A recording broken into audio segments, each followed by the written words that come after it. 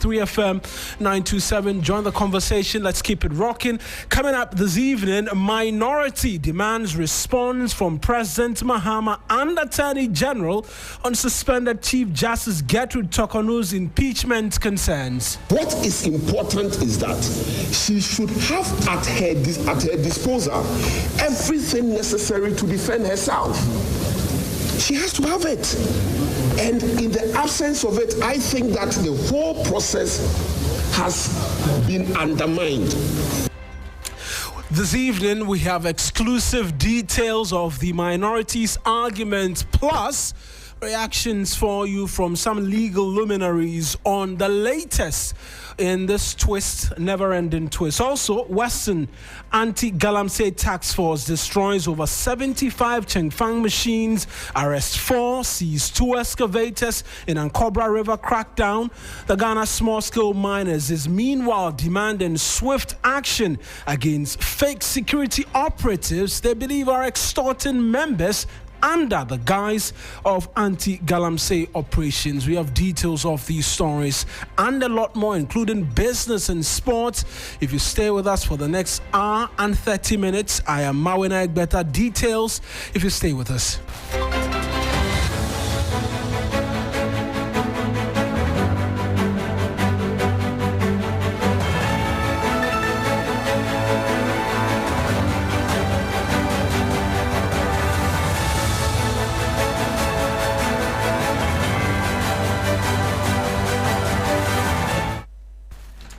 You're welcome to Hot Edition here on 3FM 92.7. A reminder that this bulletin is streaming live on Facebook. Our handle 3FM 927. Same handle on Twitter, known as X now, 3FM 927. Leave a message for us as we bring you the stories. What you make of it, trust that we'll do the reading for you if you stay with us all throughout the bulletin. Let's start off first, as you know, here on Hot Edition with news briefs. And Haliga is here with the latest. And good evening. What do we have in the news briefs? Hello, Mawuena. In today's summary, the Chief of Army Staff, Major General Lawrence Kwekubetanu, has embarked on a working visit to the northern region as part of his nationwide familiarization tour following his recent appointment to lead the Ghana Army.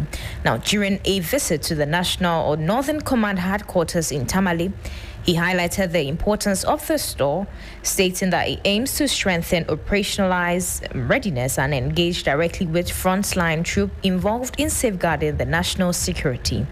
The Bank of Ghana has issued a strong warning to the public, banks, dedicated electronic money issuers, and enhanced payment service providers, advising them to refrain from transacting with 10 money transfer organizations operating the remittance and foreign exchange markets without regulatory approval. Now, in a notice dated June 27, the central bank flagged the following entities as Ace Money Transfer, Remit Union, Remit Home, Rose Remit, Monty Global, NairaGram, iTransfer, Eversend, and IZI Send for operating in Ghana's remittance and forex market without authorization. The National Coordinator on the District Road Improvement Program, that's Edwin Nilante Vanderpoy, has announced the recruitment of some 4,460 personnel to support the program's operation across the country. And finally, before I go, the West African Regional Director of CART International, Apia Adumakokusi, has strongly criticized the Public Utility Regulatory Commission's recent 2.45% increase in electricity tariff, describing it as illogical and lacking transparency. That's what I'm Marina.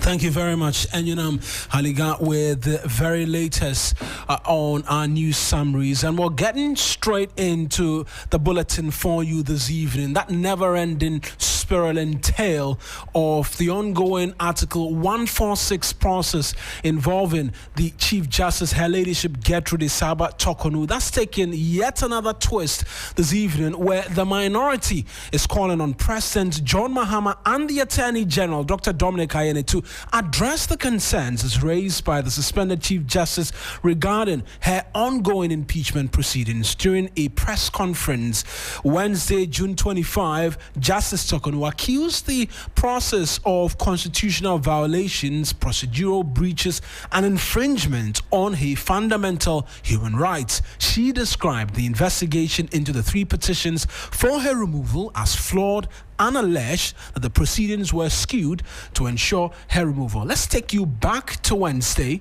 and hear from Madam Gertrude Isaba-Tokono. Her leadership, I should say, make the allegations for herself. There is no one person in this country who can look at me in the eye and accuse me of taking a bribe to decide a case.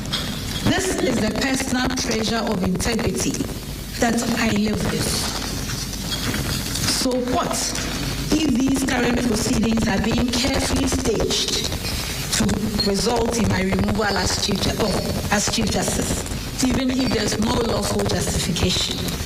And that's Gertrude Isaba-Tokono. Apologies for the quality of sound there. We're just going to try and rectify that and bring to you really the argument she put forth on the date of June 25, exactly what case she made, and amongst many other things, her arguments that the procedure was not in line. Let's try and one more time listen to Her Ladyship Gertrude Isaba-Tokono.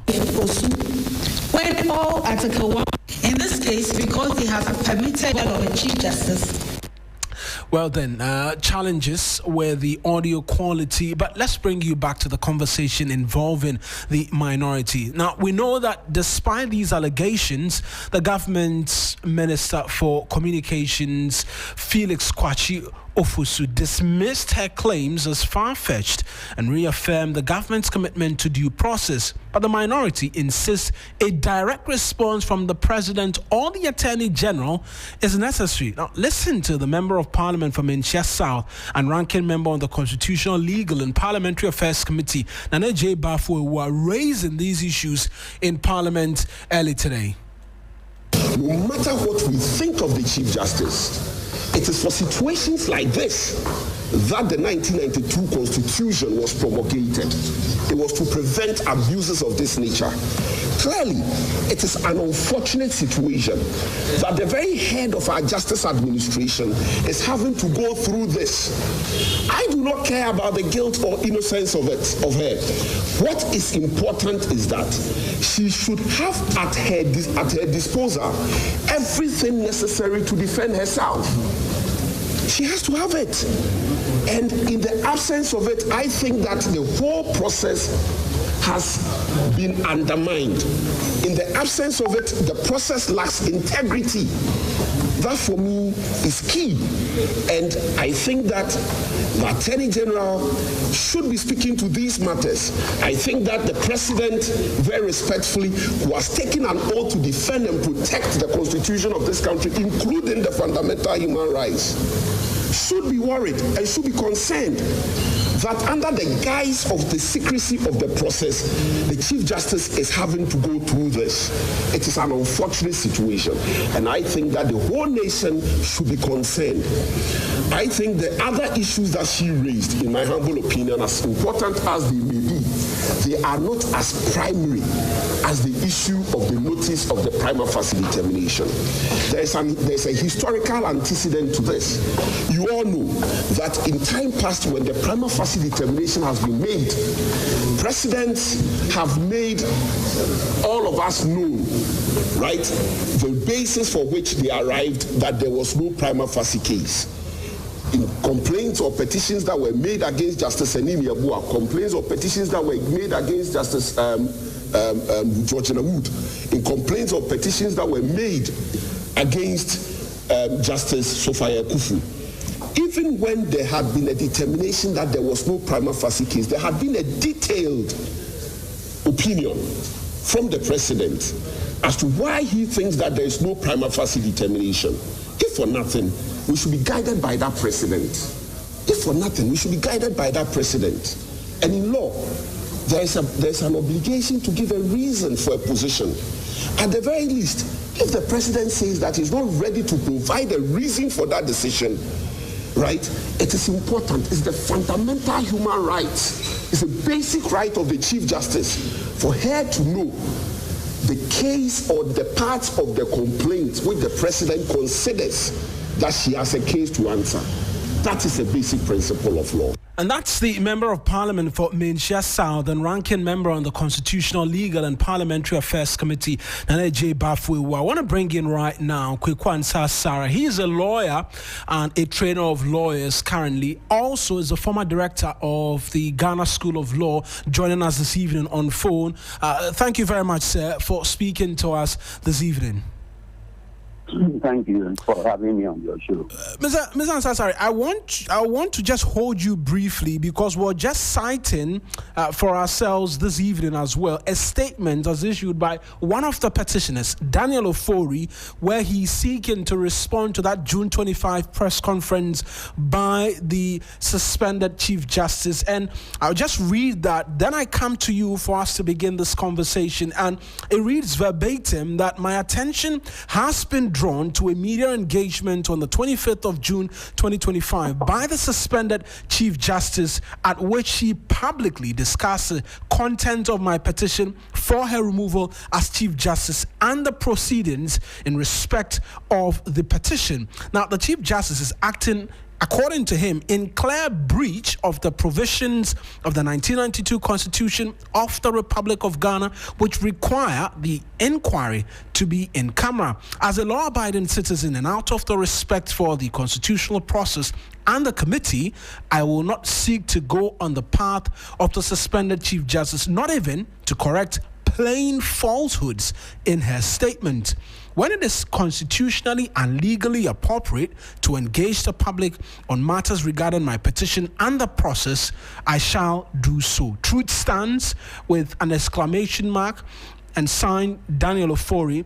Never-ending twist, really, what it is that we're seeing. But Mr. Ansasari, I just want to bring you in on this part, even before I get into the arguments being made by the minority. We're seeing responses already come through to that addressed by the Chief Justice on Wednesday. Does this latest one come to you as a surprise that Mr. Ofori is being forced somewhat to come out and respond in a certain manner to the claims by the Chief Justice?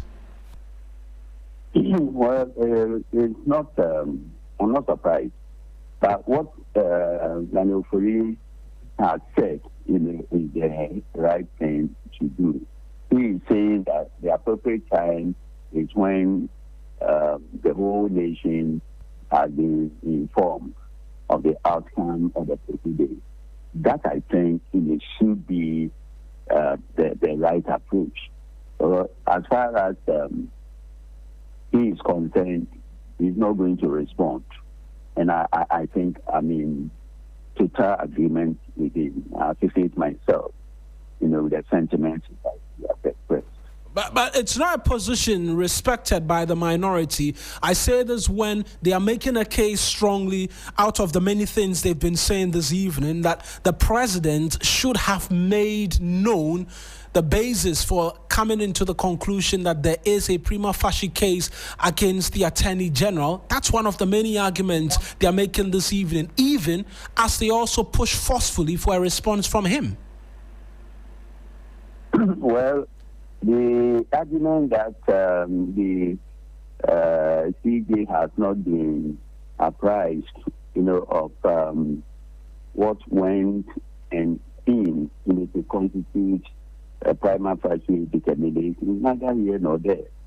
Once she has submitted herself, to the committee, he has waived or might be deemed to have waived, any such protestations. If he had them, he should have made them, to the committee at the first appearance that I have come not to lend any credence to your assuming jurisdiction, but merely to protest, give protestations to you, and that I'm not participating until all the requirements have been fulfilled. Once she submitted herself to the adjudication, she seemed, to have been supplied with whatever she needed, in order to make her appearance before the committee. So it's too late now, to be alleging breaches. By endorsing, by accepting the petition from the president and actually responding, she must be deemed to have been supplied with what she needed, to be able to make a response. But Counsel, being deemed to have been supplied is different when she's appearing before the committee, because she's making clear arguments that she's not been provided with the specific petitions or area points to which she's expected to answer for when she goes before the committee. I believe you heard her as well when she says that, for instance, the approach that's been taken by the committee is an adversarial litigation one, yet still she doesn't know the specific allegations she's expected to be responding to, raising concerns as well about breach of natural justice. Surely there must be a medium for her to be able to air these grievances and have them corrected, because everybody deserves a fair hearing. Well, the head of the meetings, I think we would have left this thing, to be expressed by a non-lawyer. I think the Chief Justice, he knows, the rules of procedure. And if there have been lacuna or lapses in the, rules of procedure, and nevertheless, she submitted herself, to the jurisdiction of the committee. Why is she complaining? But you know what? Aside all that, we must commend the Chief Justice for her boldness in drawing attention to the ills within the justice delivery system. And for the first time, the Chief Justice of the Republic is informing or advising the general citizenry that our justice delivery system is sick. It is ailing and needs, emergency medication. I think we should commend her. For the first time, the ordinary litigants, must, go out, bold, tested, and be smiling that all the things they have been saying about the justice delivery system have been acknowledged by the Chief Justice herself. The Chief Justice is alleging, allegations of violations, of the law, violations of fundamental, principles and rules, violations of, the Constitution here and there. These are the sort of complaints, litigants to the court have been making, and each time, such allegations are made, they are swept under the carpet as being, the rantings of disgruntled, litigants. Now she is aggrieved. She now understands, what a grievance is and, what constitutes, a grievance. She is now a beneficiary of the, broken system. So it is good the Chief Justice herself is acknowledging. So on her own showing and admitting, our justice delivery system is sick. It's sick and needs an emergency surgical operation. Right. How to go about it must be left, to the CJ herself and the able lieutenants, the judiciary. I'm glad that she has, drawn our attention to it. Right. I'll come to you on what it is that we can begin to do to repair this ailing judicial system, and also ask the question about whether or not this does not do further harm to the perception of the judiciary. But on that specific demand by the minority that the president or the attorney general must be responding directly to these claims or concerns as raised by the Chief Justice, where do you stand on this? It is utterly misconceived, utterly misplaced. The president owes no duty whatsoever. In fact, if I were the president, I'll just ask my minister in charge of government communications to respond and tell them that the president, is very busy and already firmly committed with affairs of state. And therefore, the president thanks them. The president has, taken notice, but, will not make any comment. That should be, the stance of the president or the attorney general. I've heard you, but I'm not going to make any comment. How concerning? And it's press to tell them that let us all respect the, removal process. Let us have confidence in it. The Chief Justice, is, on trial in accordance with the Constitution, and the Chief Justice knows and has absolute trust in the justice delivery system. So when all, is said and done, then the president will address the nation, on whatever, has been associated with it. That must be the president's response. Ms. Ansah, hold the line for me. I want to bring in Mustafa Agbane. He's the Deputy Director of Operations at the Presidency, as well, the Deputy General Secretary of the NDC, who's also, unfortunately, is not on the telephone line with us. So let me just come to you on in concluding that. So, yes, the president should not be paying heed to these calls by the minority, but they are making them nonetheless. Does it surprise you that the minority, understanding fully well the processes currently that have been instituted, are making this demand? Well, I'm not surprised. The minority is behaving like a wounded tiger. The MPP is still licking its wounds. It hasn't recovered, from the shock, that it received. And it has become a party of disorder and dismemberment. The MPP in 1992 was, a party, comprising able men and women who had absolute confidence, in the system of governance, right. Had absolute, confidence in everything. They had, the likes of DJ Darocha, Itala JT, Obeisai, and Dombo, Jato Kaleo, and CK Sedam. Today, most of the people at the helm of affairs are jokers. And the NDP seems to me to be leaderless. And anybody, that struggles to find an able leader to lead them, will do what the minority is doing. They have become lawless, they have become unruly, they have become, orderly, and always trying to plunge the whole nation into chaos. If I were the minority, we would just, go back to do, our homework and restore confidence in our supporters, and try to rediscover, past glory, rather than what they are doing. What they are doing now, will not advance, their political cause, any more than what they suffered, at the hands of the NDC at the last poll. December 8, 2024, was a general underperformance for the MPP. Let us hope that they will learn their lessons, do the right thing, stop the ugly noises, and chew the path, of law and order. Instead of this unruly behavior they are demonstrating to the general public.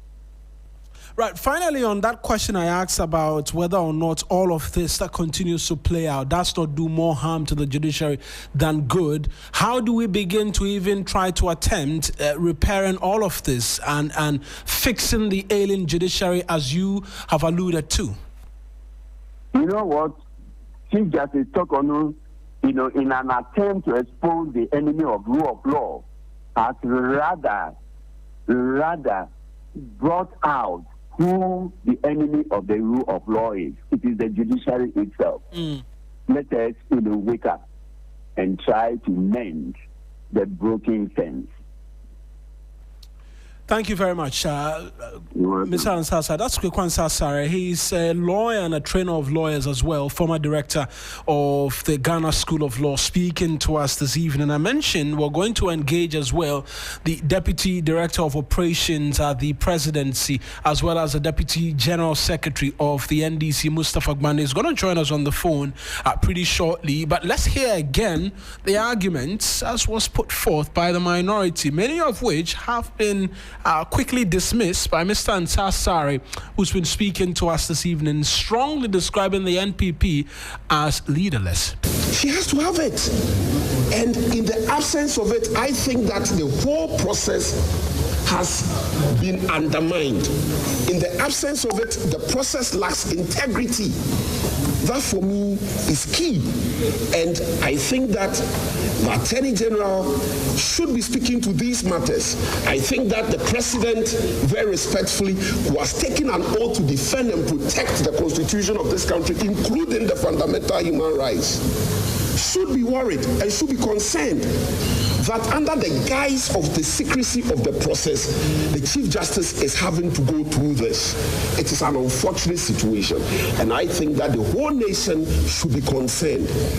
I think the other issues that she raised, in my humble opinion, as important as they may be, they are not as primary as the issue of the notice of the prima facie determination. There's a historical antecedent to this. You all know that in time past, when the prima facie determination has been made, presidents have made all of us know, right, the basis for which they arrived that there was no prima facie case. In complaints or petitions that were made against Justice Enini Abua, complaints or petitions that were made against Justice Georgina Wood, in complaints or petitions that were made against Justice Sophia Kufu. Even when there had been a determination that there was no prima facie case, there had been a detailed opinion from the President as to why he thinks that there is no prima facie determination. If for nothing, we should be guided by that President. If for nothing, we should be guided by that President. And in law, there's an obligation to give a reason for a position. At the very least, if the President says that he's not ready to provide a reason for that decision, right, it is important. It's the fundamental human right. It's a basic right of the Chief Justice for her to know the case or the parts of the complaint which the President considers that she has a case to answer. That is a basic principle of law. Right, that's Nana Bafwe-Jewa, who's a member of Parliament from Insha South as well, the ranking member on the Constitutional, Legal and Parliamentary Affairs Committee of Parliament. I want to read just a comment that's come through via Facebook, our live stream on Facebook. I mentioned you're a part of the conversation for us this evening as we bring you these stories. This one from Edward Dugbaza. He says the committee refused to give the CJ the charges which amounted to prima facie. If not, her lawyer should ask for it. That's a comment from Edward Dugbaza, who's following the bulletin on Facebook. Do well to do same there as well. But Mustafa Gbande is joining us right now on the telephone lines. I mentioned he's the Deputy General Secretary of the NDC as well as the Deputy Director of Operations at the Presidency. Mr. Gbande, thank you very much and for your patience as well, holding the line and joining us this evening. The NPP minority wants you to do one thing, or wants the President to do one thing: respond directly to the allegations by the Chief Justice. They say they are not pleased with that press statement by the Minister for Government Communications. Hence, they want either the President himself or the Attorney General to be responding. Well, because they have categorically mentioned the President, I believe that the Senior Minister designate for communications will appropriately consult to the Presidency and respond to that. But my personal view is that what the minority as a political group got to do with the matter for an adjudicating committee, law for that matter, a Chief Justice have been attending and appearing before this committee. So the ordinary thing who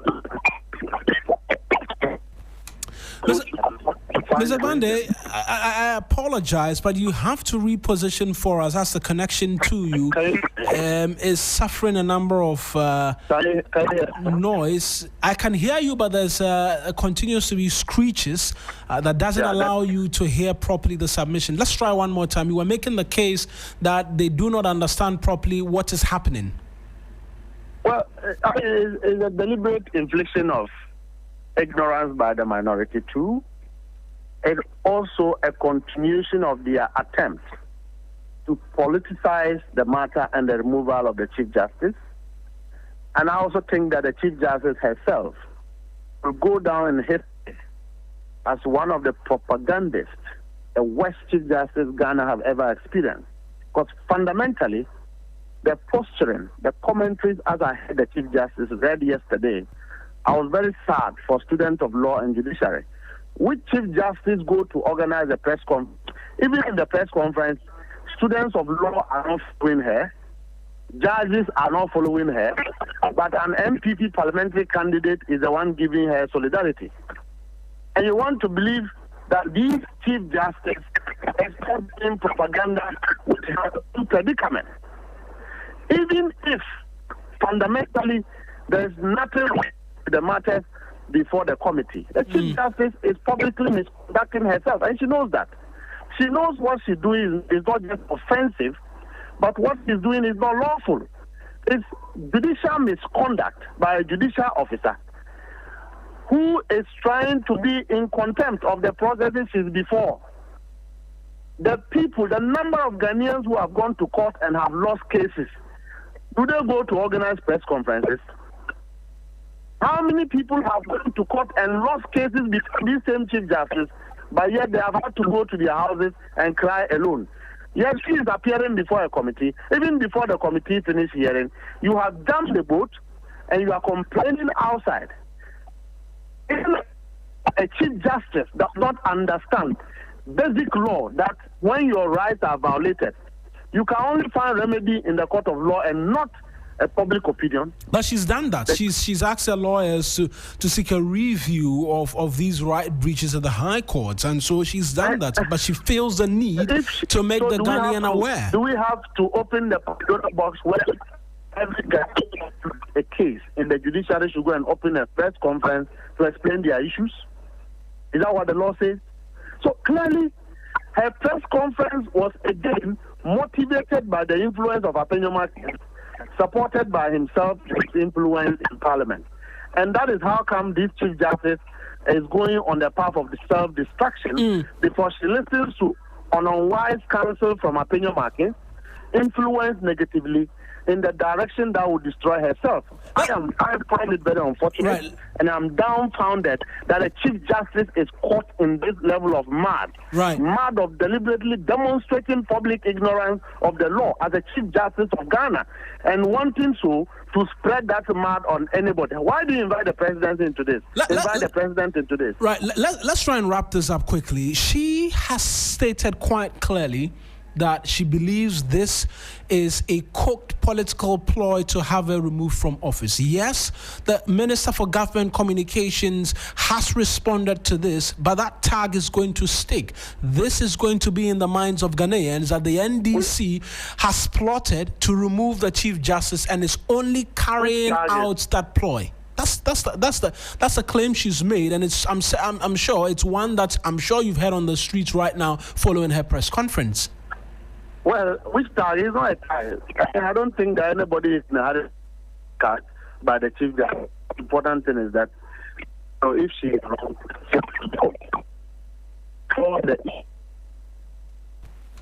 Mr. Gbande, are you still with us? Was awarding contracts to her daughter. Was it Mustafa that influenced her? Didn't she know that it was wrong? But these matters are not before the committee. Because she commented in public. When the Chief Justice was taking double rent, living in a government bungalow and taking 20%.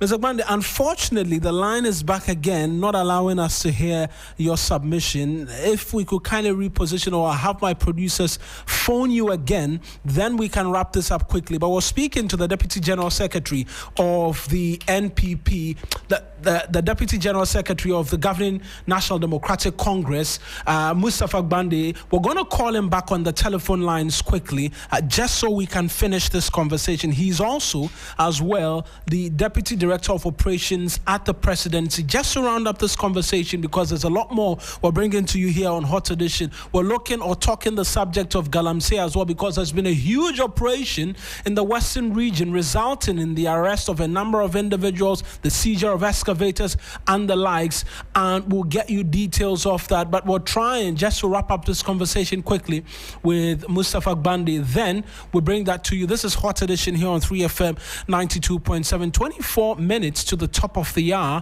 here on 3FM 92.7. Remember, we're streaming live on Facebook. A number of you have sent your comments through. We're going to be reading that to you as well.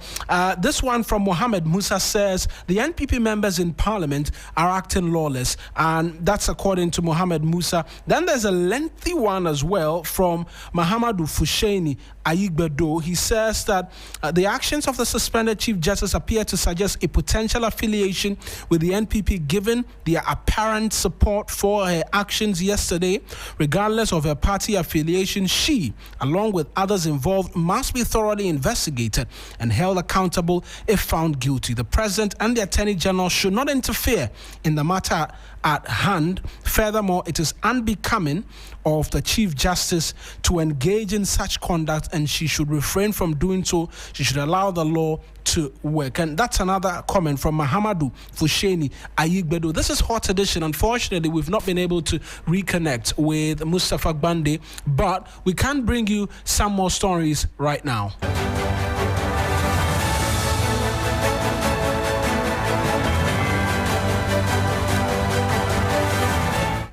22 minutes to the top of the hour. Let's go straight to the Western region right now, because the regional anti-Galamsey task force there has destroyed over 75 Shanfang machines, arrested 4 suspects, and retrieved 2 excavators on the Ankobra River in support of government's Blue Water Initiative to protect water bodies. Meanwhile, the Regional Security Liaison Officer, Brigadier General Musa Waja, retired, has recommended weekly patrols on the river to sustain the momentum. Irama Smith joined the team and has more in this report, which we're going to be bringing to you right now here on Hot Edition. And she tagged along with the team. Let's hear Irama with that report. The Ankobra River, once a pristine water source serving communities from Pristia to the Nzima East municipality of the Western region, has sadly become a shadow of itself due to the devastating impacts of illegal mining. In spite of efforts to crack down on illegal mining activities, the turbidity of the Ankobra River continues to rise. It is to help address this that the Western Regional Minister Joseph Nelson mandated a combined patrol of the Western Naval Command and the 2nd Infantry Battalion, led by Brigadier General Musa Waja, retired. The 7-hour patrol on the Ankobra River revealed illegal miners operating platforms with Shanfang machines, digging into the riverbed and washing materials directly into the water. Several diversions have resulted in the widening of its banks. In all this operation, we've realized that the Ankobra River has been diverted. And this diversion that has been done, most of the illegal miners are operating in those areas. And most of the rivers have been flowing to that place. And at the same time, that is where they use the water to wash their illegal activities. So that is the main cause of why the Ankobra River has not changed much. Brigadier General Musa Waja, retired, emphasized the need for weekly patrols on the river to sustain the momentum. In all the operation, we've been able to destroy about 75 Shanfangs. We seized 2 excavators and then had 4 suspects. And I want to say that it has been quite a success. And I want to recommend that the sailing of the Ankobra River should be done regularly, at least once a week, so that it serves as a deterrent to all these people who have diverted the course and mining in those areas. We are very much satisfied with what has happened, and we think that we've been able to find reasons to why the Ankobra River, the surface Ankobra River has been changed. We will continue sailing upstream until we turn ourselves to downstream. He's also calling for enhanced logistical support. To some extent, the logistic problems have been addressed. If it hadn't, we wouldn't have had the opportunity of sailing on the Ankobra River. But we think that more has to be done. And we hope that very soon, the authorities will meet our expectation for us to try and solve the problem once and for all. But for now, we are very satisfied with what's happening at Grants to us in terms of logistics. Erama Smith, TV3 News, Ankobra. And that's my colleague Irama Smith with that all-important report. Meanwhile, the Ghana National Association of Small-Scale Miners, they've raised concerns over alleged extortion of its members by unidentified groups posing as national security operatives. While the association supports government efforts to combat illegal mining, it's warning that the ongoing crackdown could be exploited by some individuals for personal gain. If not properly monitored, the group is calling for stricter coordination in mining operations, urging authorities to clamp down on illegal miners in red zones while protecting responsible small-scale miners. Michael Edu Jimfi is the secretary of the Ghana National Association of Small-Scale Miners. He will join us for a short conversation if you stay with us here on Hot Edition here on 3FM 92.7. But there's a bit more we'll bring to you here on this evening's edition of the Bulletin, as well as engage Darrell Bose, who is the Deputy National Director in charge of operations at Awurucha, Ghana, a leading member of the Ghana Coalition Against Galamsey. They have all been speaking in relation to the Galamsey fight, and we will bring you their perspective shortly if you stay with us here on 3FM 92.7. This is Hot Edition. And of the many things that we will be seeking to do for you as well is engage many of these experts. Let's go now to Mike Edu Jimfi, who's the secretary of the Ghana National Association of Small-Scale Miners. Thank you very much, sir, for joining us this evening. This call you're making, is it the case that your members have suffered the operations of these illegal task force? Precisely. That has been the trend recently. Initially, we have had a good working relationship with the government so far as measures that could be adopted in the fight against the illegal small-scale mining is concerned. When you come to Ashanti region, where I am the secretary, we initially had a good engagement with the regional minister as well as the regional security council, and we were in the process of mapping up how best we can both of us, including our task force, could do on the to go on the operation and make sure that those who are not doing the right thing are brought to book. But at a point in time, we realized that they are not interested in involving us in the operation exercise. So we sat aback. But one thing we have realized is that the modus of the operation ongoing is not well coordinated and regularized, and it has given rise for miscreants to also come in and extort from our members. My region, Ashanti, I have 5 zones under me, and each of these zones is a district in itself. Within a day, you can witness about 3 or 4 Galamsey operation teams visiting one particular site. When you try to inquire, they will tell you we are from national.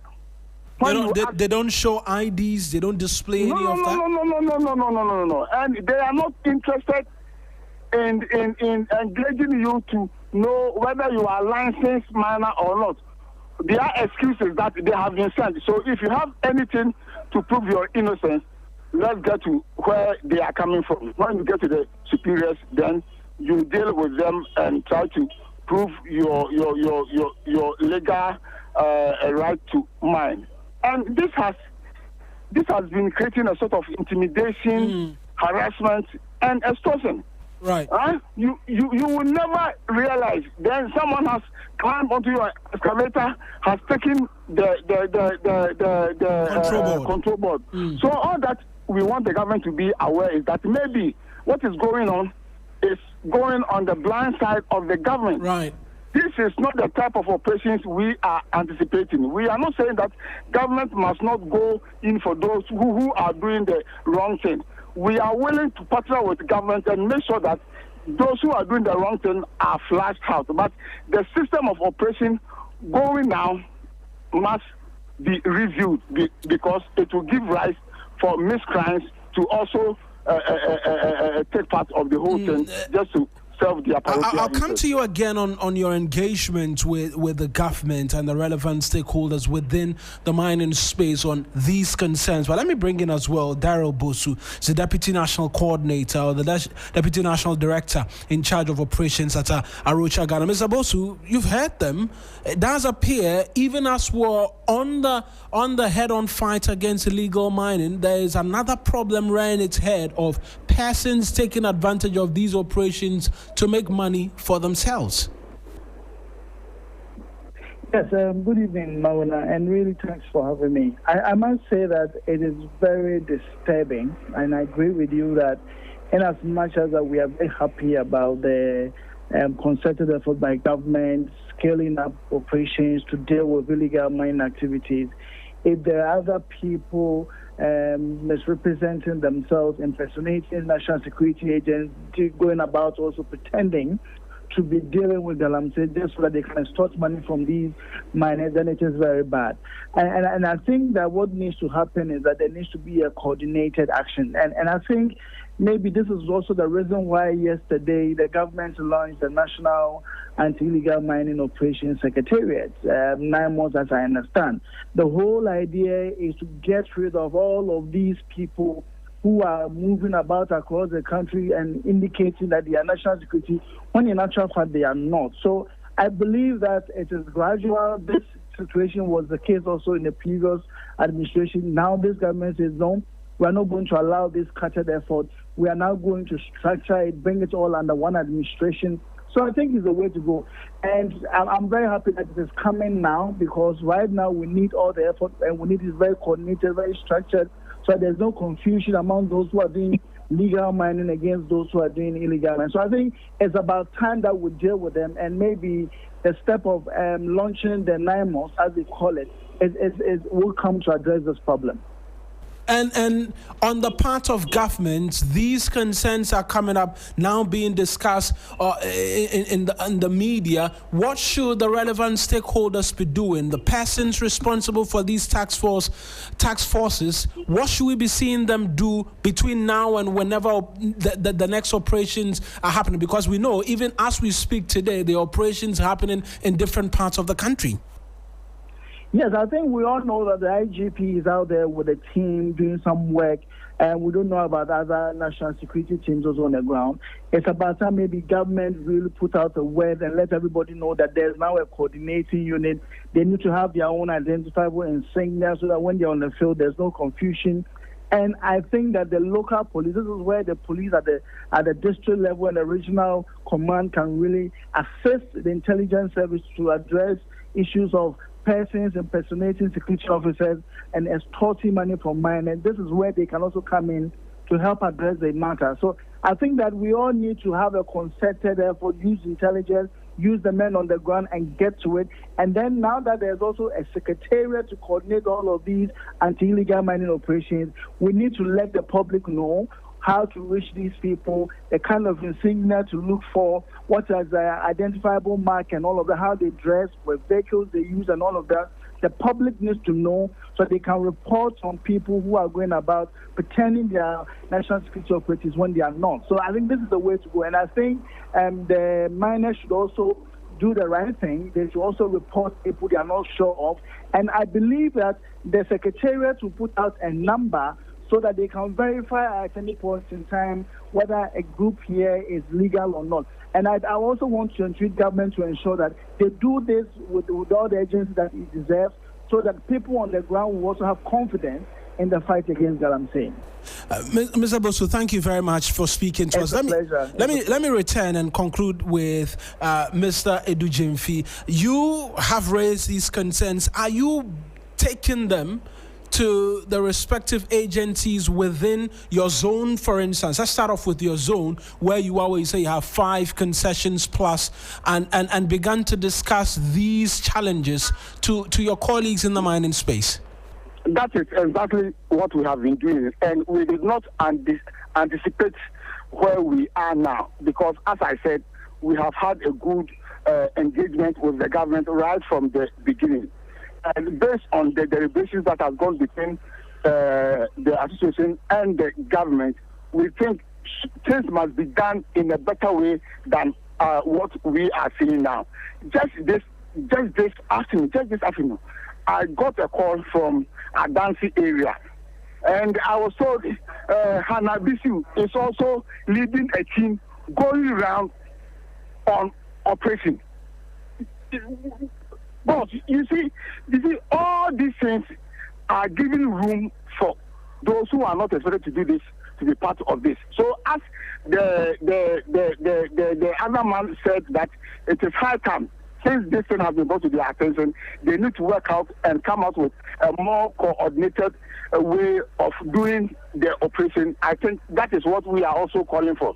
We are not against what the government is doing to sanitize the small-scale mining sector. We are all for it. We are ready to even give out our task force so that we all go out and make sure that the right thing is done. So all that we are trying to do is to talk to those who are at the helm of affairs, especially now that we have the MMDCs. They should all be talked to and see how best they can collaborate with the association and the local people to make sure that the right thing is done. Because our engagement, we are aware that the government is concentrating on the red zones.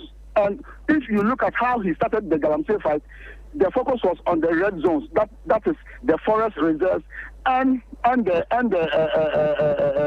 river bodies. And as we have been advising and training our people to do the right thing, because our mining architecture, we are not supposed to mine in the red zone. So any small-scale miner caught in the red zones has to be dealt with, because per our mining laws, we are not supposed to mine within this confine. So we are encouraging them to mine in the hinterlands and make sure that they do it well. What we are expecting now, that if we go to the hinterlands, those who are not working within these red zones, if they are not doing the right thing, then we take them on. We take them, even taking the excavators from their side while the person is on site. I think if we ask them and force them to make sure that the mess is rectified, it will all do the country well. So we are in full support with the government as to the best thing we have to do. One thing we have realized, that we have been repeating the same thing, government after government, and we are not getting the needed results. So it will be part on our part that these things are repeating, which we expect will not give us the good results. We sit back and keep quiet. So we are just making a wake-up call to the government and make sure that this time we do things differently so that we get the needed results. Thank you very much, Mr. Edu Gyamfi, and most certainly we'll be getting the government to provide a bit more responses to these concerns as well. That's Michael Edu Gyamfi. He's the secretary of the Ghana National Association of Small Scale Miners. He joined us this evening. 5 minutes till the top of the hour, 6. This is Hot Edition here on 3FM 92.7. I see that a number of you are quite interested in that first story we brought you in relation to the Chief Justice and the minorities position on the matter. Let me just read one more comment that's come through from two more rather.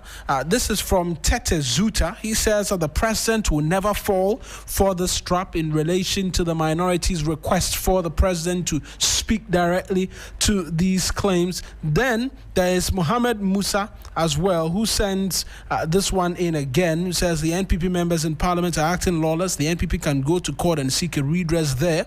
What the CJ did yesterday means Wednesday also constitutes another ground for her removal. We're taking you to up north, and a stretch of the Sunyani Atronia Road has become a hot spot for armed robbers, turning into a deadly route for motorists. In a recent attack, a Sprinter driver was shot and killed by armed robbers along the Atronia Road. Drivers are now raising alarm over the worsening security situation on the stretch and other major roads in the region. Here's a report by Claude Kumiebisa. The Sunyani Atronia Road, once a busy transit route, has now become a nightmare for drivers following years of neglect and poor security. Armed robbers are taking advantage of the abandoned state of the road, attacking motorists with impunity. The latest victim, a Sprinter driver who was shot by robbers on Friday evening, sparking fear among commercial drivers and residents of Atronia who ply the route. Anytime that you want to go speed, you can't. Yeah, so the road is not good, and we are seeking for help from the government, that if only they can do something to help us. Because you cannot even get car around 2:30. You cannot, because of the armed robbers, because of what is going on this way. We are just appealing to them. At least they should come and patch the road for us, or else the other places that are very deteriorated, they should come and just remove the bitumen for us, so that we see that we are using a feeder road. Because now we can't say that this is a tiled road or it's a feeder road. So we are just pleading to them that they should come and do something about this for us. The situation is not limited to the Sunyani Atronia stretch. Drivers also report increasing robberies on the Sunyani Wenchi and Sunyani Brekum roads. However, in a bold and proactive move to ensure the safety of residents and travelers, Chairman of the Bono Regional Security Council, RECSEC, and Regional Minister Joseph Adai Akwabwa has intensified security efforts along the Sunyani Atronia and Sunyani Brekum roads, two of the region's busiest and most vital transport routes. In a visit to the community by the Regional Security Council during road checks, the Bono Regional Minister allayed the fears of the people with assurance of enhanced security.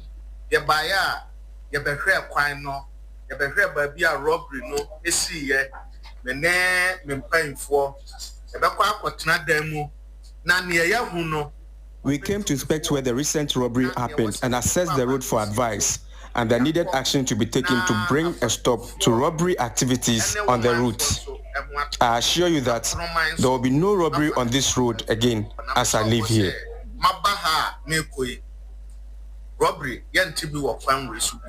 Moreover, in a move aimed at bolstering night security on the Sunyani Atronia Road, the regional minister conducted a surprise night check to ascertain the effectiveness of the police operations in the area.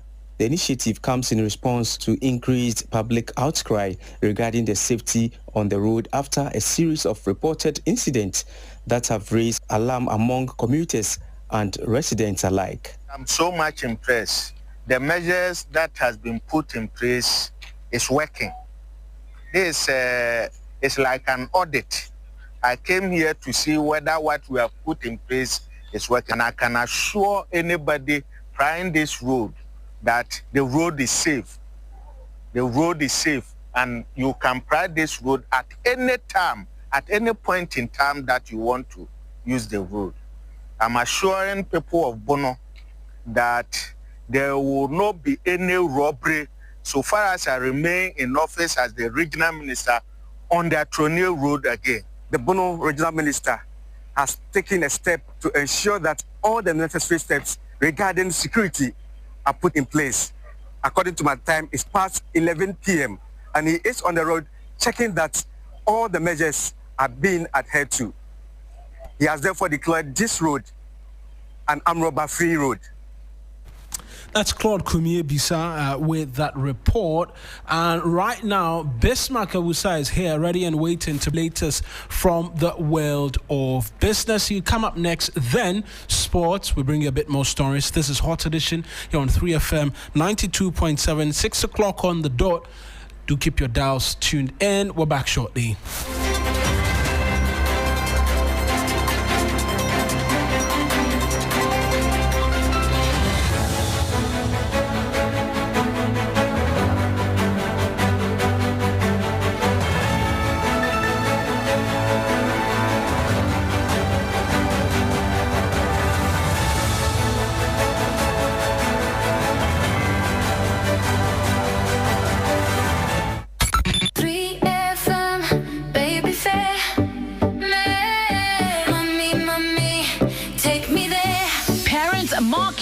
calendars is the 3FM Baby Fair happening live on the 11th to the 13th of July at Marina Mall Airport City in Accra from 10 a.m. and it's absolutely free. From baby essentials and kids wear to toys, skincare, educational material, and so much more. Shop amazing deals on a wide range of childcare products all under one roof. Don't miss our sessions with the Ghana Pediatric Society and all the amazing mums with the Mum Circle, a safe space for young mothers to share tips and connect. And there will be fun activities for the kids with our Kids Corner, games for the family, good food, and great vibes all around. To be a vendor, please call 0531 100 927 or 0532 200 927. It's the 3FM Baby Fair, your one-stop event for all your childcare needs.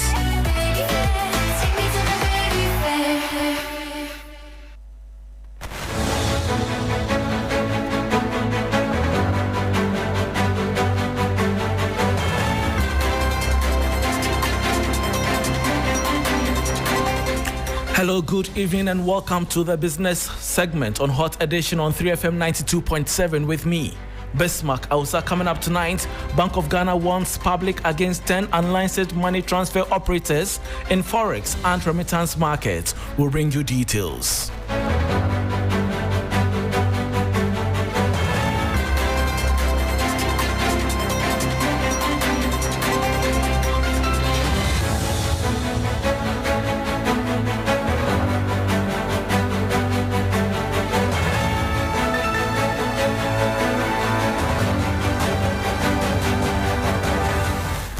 Thanks for your company. Now to the details. The Bank of Ghana has issued a strong caution to the public and financial institutions to immediately stop transacting with 10 unapproved money transfer organizations operating within the country's remittance and foreign exchange markets. The central bank says these firms are operating without the required licenses and have therefore breached Ghana's foreign exchange laws. The following 3 Business News Desk report has the details. The Bank of Ghana is cautioning the general public and financial service providers against dealing with 10 money transfer organizations, MTOs, it describes as unlicensed and operating illegally in Ghana's forex and remittance space. A statement released by the central bank lists the unapproved firms as Ace Money Transfer, Remit Union, Remit Home, Rose Remit, Monty Global, Nairagram, iTransfer, HuruPay, Eversend, and EasySend. According to the bank, the operations of these firms violate provisions of the Foreign Exchange Act 2006, which require all entities handling foreign exchange or cross-border money transfers to be licensed by the central bank. The Apex Bank is urging banks, dedicated electronic money issuers, and payment service providers to desist from doing business with the listed firms, warning that failure to comply may lead to severe sanctions, including license withdrawal. Meanwhile, approved MTOs are reminded to route foreign exchange flows strictly through their partner institutions and comply fully with operational guidelines. The Bank of Ghana says it will not hesitate to take action against any institution in breach of these regulations. And that was a 3 Business News Desk report on the Bank of Ghana warning the public against some 10 unlicensed money transfer operators in the forex and remittance market. Now, the Ghana Revenue Authority is set to roll out a new tax system targeting the informal sector beginning July 1. The GRA has announced a modified tax scheme aimed at improving compliance and boosting revenue collection among informal sector workers.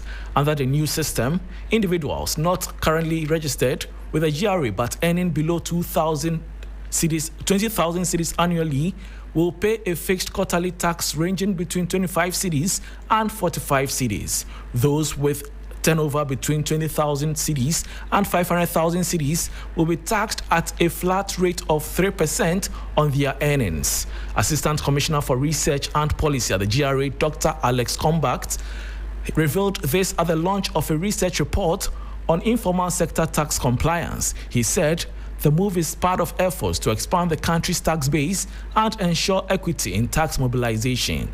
He also called on the public and the media to support the implementation of the new tax system.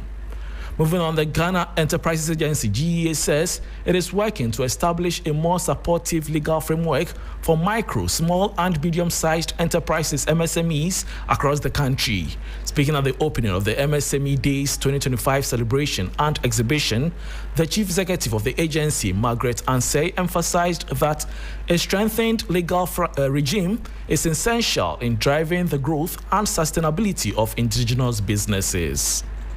GE is coming up with something, a new legal regime for small businesses. And very soon after our strategic plan is accepted, we will start the process with the other legislative body and governments, the executive as well. Businesses like someone processing fruit juice cannot have the same laws as Newmont. These are some of the challenges. Therefore, most of our businesses are not even able to comply with the laws. Most of our businesses are not even able to register because some of them are in the remotest areas. That is why GEA, through the MasterCard Foundation and partners like yourself, UNDP, is helping them to register their businesses. We are giving them access to markets. We are giving them training on financial literacy, how to handle your business, how to grow your business, for them to come up and come to the scale that we expect them to be. And that was the Chief Executive of the Ghana Enterprises Agency, Margaret Ansay. Meanwhile, acting head of business and commercial banking at the Stanbic Bank Ghana, Diana Kaliobio, is advocating for collaboration between development banks and commercial banks to provide affordable financing options for micro, small and medium-sized enterprises in Ghana. She argues that current commercial bank interest rates are a barrier to growth of small businesses into global giants, emphasizing the need for tailored financial schemes to support the sector. MSMEs in Ghana face substantial hurdles in accessing finance due to high interest rates, collateral requirements, and short loan tenures. According to Bank of Ghana's 2023 SME Credit Market Survey, only 9% of total commercial bank credit goes to SMEs, despite their dominant share of business activity. Acting head of business and commercial banking at Stanbic Bank Ghana, Diana Kalibio believes the solution lies in a deliberate collaboration between commercial banks and development banks. The value that the commercial banks can bring into the conversation around interest rates is more on how we partner with the development banks to be able to service the entrepreneurs in our time. If you look at the financial environment and the interest rate that currently persists, it will be difficult for any of these entrepreneurs to survive. Diana Kalibio also called on government to support commercial banks lend to SMEs at lower rates to grow the sector. If the government decide that for the commercial banks, if you are lending to agri, this is how much I'm going to support you with, so lend at a certain rate, I think it will help. We know Development Bank has come in with cheaper funding. We know Exim Bank is coming in with cheaper funding to support this sector because this sector drives the growth of the economy.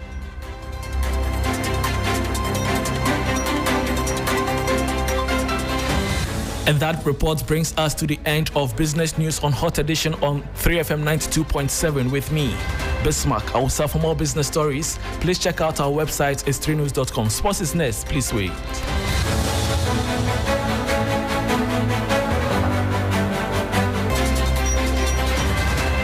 Bismarck was also known as All For Real, bringing us the very latest from the world of business. We'll get into sports shortly, but let's take you into the world of international matters because we know there's been significant development in neighboring Togo as well, where there's been series of protests there by the young persons in that part of the country. We know that security forces used tear gas yesterday and all throughout today to disperse hundreds of young protesters who blocked roads in Togo's capital, Lome, demanding the resignation of longtime leader For Nyasengbe. Let's take you on to Zoom right now into Togo and engage Bernard Adjogenu. Then after this conversation, we'll bring you sports. Bernard has joined us via Zoom. Bernard, thank you very much for speaking to us this evening. Can you tell us exactly what's happening in Togo as we speak?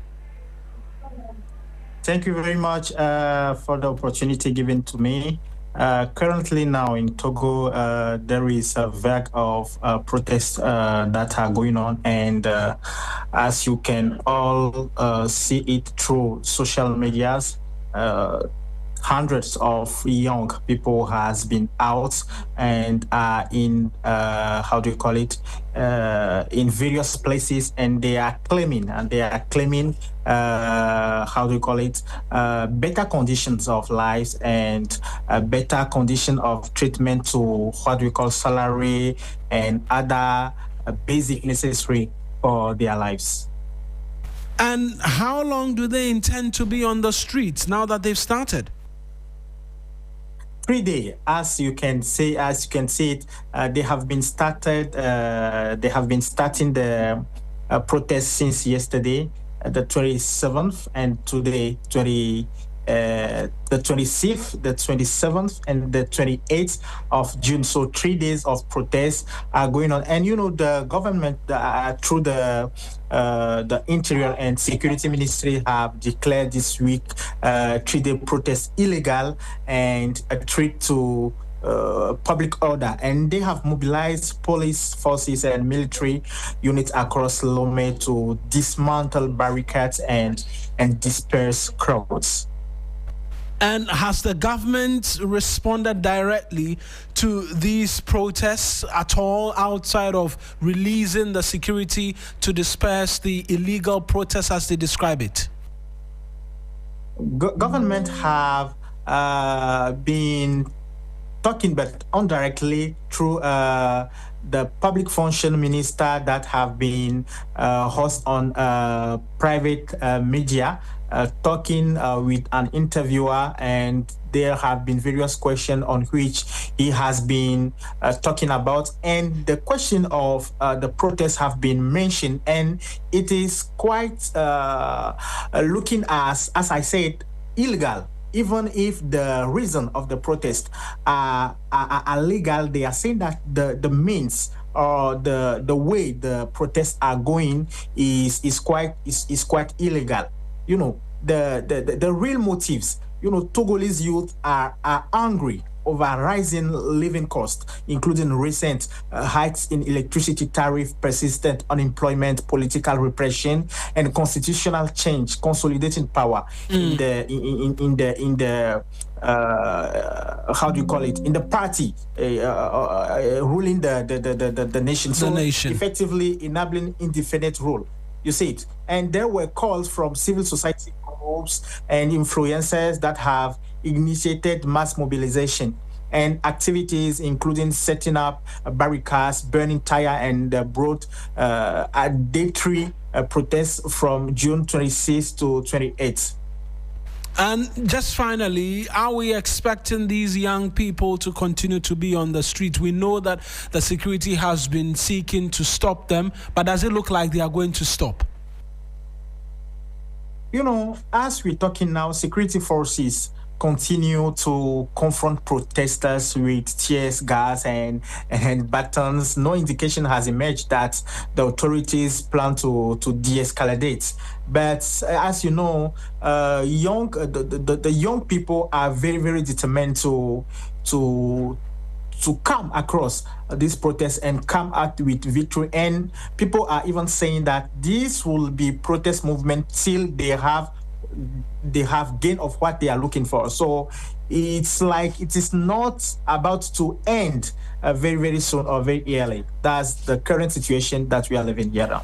Bernard, thank you very much for speaking to us. That's Bernard Ajogenu. He is a journalist in Togo speaking to us this evening. I'm sure, Bernard, will be coming to you again. Our listeners and viewers as well will be looking forward to be able to get a bit more from you. Our neighbors at Togo, where there have been protests happening all throughout, Bernard Ajogenu providing us details. You're still listening to Hot Edition here on 3FM 92.7. We're streaming live on Facebook as well. Our handle's 3FM 927. It's time for us to bring you sports. And guess what? I should have been wearing the cap of a sports journalist when I started my journalism career, but I didn't. I'm here reading the news for you, and so I'm bringing you the sports news this evening, and we're starting off with news about just a moment there.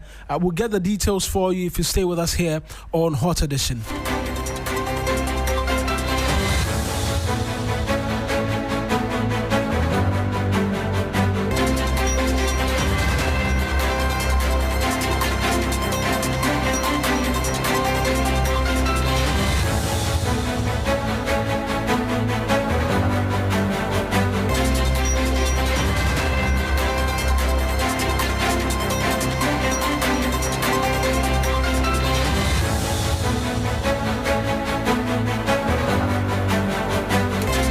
Let's get straight into sports now, because Theophilus Daniel Esiedu signed for FC Barcelona in early 2025, a year after suffering a serious knee injury which almost brought an abrupt end to his career. Now with a second chance, the defender looks to take it with both hands as he trains with the Basel first team this preseason. There's more in this report. His world come crashing down in January 2024. He had trialed with Swiss side FC Basel from Bochum, Chelsea, and was set to sign a contract. After going through his medical, the devastating news came. The medical team discovered the 20-year-old had an old cruciate ligament tear in his knee from his stint with Cheetah FC. The defender realized his career in football was hanging by a thread. It was a challenging period for Esiedu, who recounts crying non-stop at his designated apartment in Switzerland after speaking with his manager. I was crying. I called my mom and I told her, oh, this is what happened, my brother and everything. And they were advising me to calm down. It's just part of life. Esiedu's first few months in Ghana were challenging. He went back to Bochum to live with his family without the opportunity to play football, and with the inhabitants of the community constantly mocking him, the young man's confidence was at an all-time low. But a call from his manager one day gave him a glimmer of hope. He was asked to return to Basel, where he underwent surgery and went through a stringent rehabilitation program. On the 13th of May, which is last year, that was the day I did my surgery. So after, it was difficult because it took me for like 2 weeks. I can't sleep because they stopped giving me like painkillers, sleeping tablet and everything. It was difficult, but everything is mentality. And the doctor told me I'm going to spend like 1 year at home without training, just rehabilitation. But through grace, God grant me and everything. It's been like 7 months I was on the field. In February 2025, Esiedu signed a 1.5-year deal with an option of a further 3 years at Basel. That moment represented triumph and another chance for a man who was about to lose his livelihood. He began training with the second team, making his debut on February 22, and has recorded 10 appearances in the promotion league. This summer, he will join the first team on a preseason camp and has set his sights on competing side by side with fellow countryman Jonas Ajete. I told him that. I told him, hey guy, you're gonna play together. You play at the right side, I play at the left side together. One day he said, okay. So I will be very happy to play with him. He's very strong, fast, and he's a great defender. So he teach me a lot. Now, as Esiedu prepares for pre-season with Basel's first team, every minute on the pitch is a testament to his resilience. He may have missed his first chance through no fault of his own, but his second shot is one he's determined to seize with both. And that's the story of Theophilus Esiedu, who were rooting for to get his career back on the line. Let's do some women's football now, because on July 5, the 2024 Women's Africa Cup of Nations will be starting in Morocco. As part of preparations for the tournament, 3 Sports brings you the 4th episode of WAFCON Daily, a comprehensive daily show providing insights into the competition by my colleague Akosia Ije. Welcome to another edition of WAFCON Daily, your go-to source of everything leading up to the 2024 Women's African Cup of Nations in Morocco. I am Akosia Ije, and today we're spotlighting Ghana's quest for continental glory.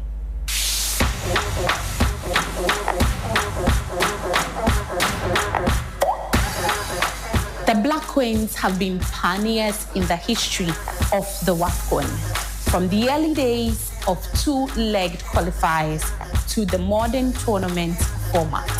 Despite reaching the finals in 1998, in 2002 and 2006, they narrowly missed lifting the trophy on all three occasions. Ghana also boasts of 3 bronze medals from 2000, 2004, and 2016. However, the journey hasn't always been smooth. After a disappointing group stage exit as host in 2018, the Queens missed out on the last edition of the tournament. But now they are back and eager to make a statement. Drawn into Group C, Ghana will square off against South Africa, Tanzania, and Mali as they begin their campaign in Morocco. With Morocco hosting the WAFCON for the second time, this could be the tournament the Black Queens finally rise to the top. That's all for today's edition of WAFCON Daily with me, Akosia AJ. Don't miss the next episode. And Akosia J with the update on the Women's Africa Cup of Nations expected to kickstart July 5. That's how we wrap up on Sport. You're live here on Hot Edition here on 3FM 92.7. A reminder that we're streaming live on Facebook 23 minutes past the hour 6, and still reading out your messages as they continue to come through here on the bulletin as we continue. Just a few more minutes before we wrap up on today's edition of the bulletin. But we know as well that there's been significant development in other quarters, because in Cape Coast there was yet another building collapse, and that has brought quite a number of concerns, brings to 6 the number of buildings that have collapsed in that metropolis in the last week. 3 deaths have occurred in these disasters, and 1 critically injured person remaining on admission, while several other victims have also been treated and discharged. It's resurrected concerns as to action taken by the Cape Coast Metropolitan Assembly, and it's a subject matter that we'll follow and bring you a bit more on. But just before we leave, the National Labour Commission has ruled that the ongoing strike by workers of the National Identification Authority is procedurally flawed. The NLC noted that a divisional or local union does not have the legal mandates to declare a strike. The position was made clear during a hearing on Thursday, June 26, 2025, involving the divisional union of the NIA under the Public Services Workers Union, PSW. The NLC confirmed it had received formal notification of the strike but questioned its legitimacy. The national union admitted the strike was declared by the divisional union, and upon being told it was improper, offered an apology for the breach of procedure. While the union claimed they had initiated steps to call off the strike, the commission dismissed the claim, insisting that any action to end or initiate industrial action must follow proper legal and procedural channels. And so that's it. What does this mean? Possibly an end to that strike by workers of the NIA, and that's what we know thus far in relation to that. But we want to take you to Parliament just briefly this evening, because we know earlier today that the House, that's Parliament, the First Deputy Speaker of Parliament, Bernard Ahiafo, he inaugurated an all-important committee on behalf of Ghana's legislators, and this move is aimed at deepening the country's legislative diplomacy and global engagement towards strategic partnerships and promoting peace. With the launch, that's the Ghana's Parliamentary Friendship Association with 42 countries, Ghana's Parliament can have effective dialogues with the other 42 legislatures, and enter into bilateral and multilateral relations with them. Christian Yale, he engaged Kweku Ricketts-Hagan, who's chair of this particular grouping, and here's what he had to say.